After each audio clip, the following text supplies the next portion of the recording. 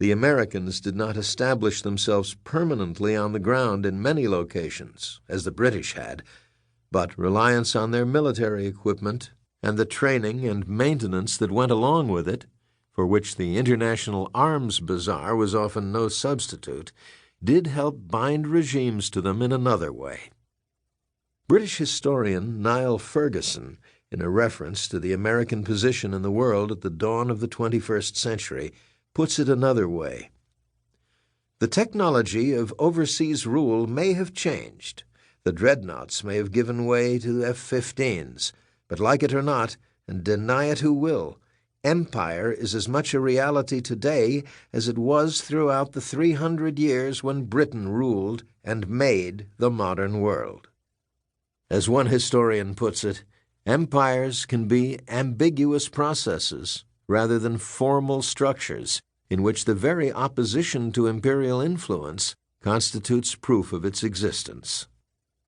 To be an American in the first decade of the 21st century was to be present at a grand and fleeting moment, a moment that even if it lasted for several more decades would constitute but a flicker among the long march of hegemons that had calmed broad swaths of the globe. The Persian empires of the Achaemenids and the Sassanids each lasted several hundred years, as did each of 5 conquering Chinese dynasties, to say nothing of Rome. Byzantium lasted a millennium, as did Venice.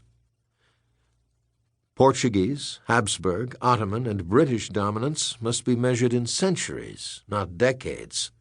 Even the Vandal Empire of Genseric dominated the Western world's Mediterranean core for the better part of 100 years, while Rome was collapsing. Because it was a fomenter of dynamic change, a liberal empire like the United States was likely to create the conditions for its own demise, and thus to be particularly short-lived. Some denied the very fact of American empire, claiming a contradiction between an imperial strategy and America's democratic values. They forgot that Rome, Venice, and Britain were the most morally enlightened states of their age. Venice was defined by a separation of church and state. It had a working constitution which severely limited the authority of its doges, who were unable to act without the approval of their counselors.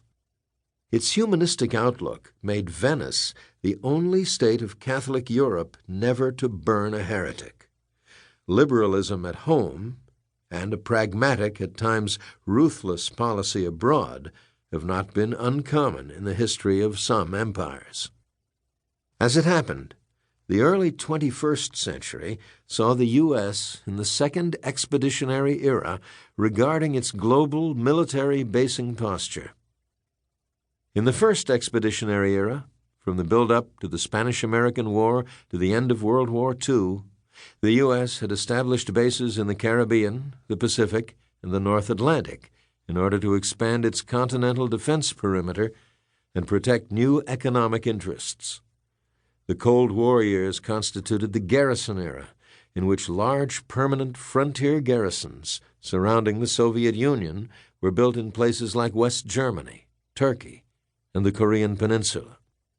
The Second Expeditionary Era featured an emphasis on rapid mobility worldwide to deal with peacekeeping interventions, anti-terrorist strikes, and the containment of Iran and Iraq.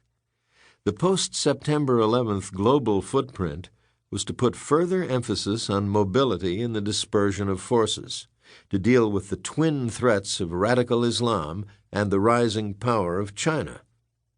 These strategies were all legacies of Rome, which was constantly requesting territory on foreign soil to build bases. Rome established hardened bases in ungovernable areas for the sake of deterrence, surveillance, and reconnaissance. Its superior road network and control of the seas enabled the rapid relocation of its forces in large concentrations at times of crisis.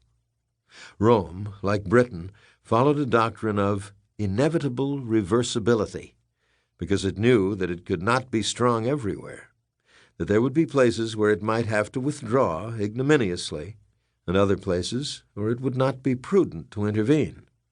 Rome emphasized the rapid strategic reaction of its forces rather than their continual presence in too many areas.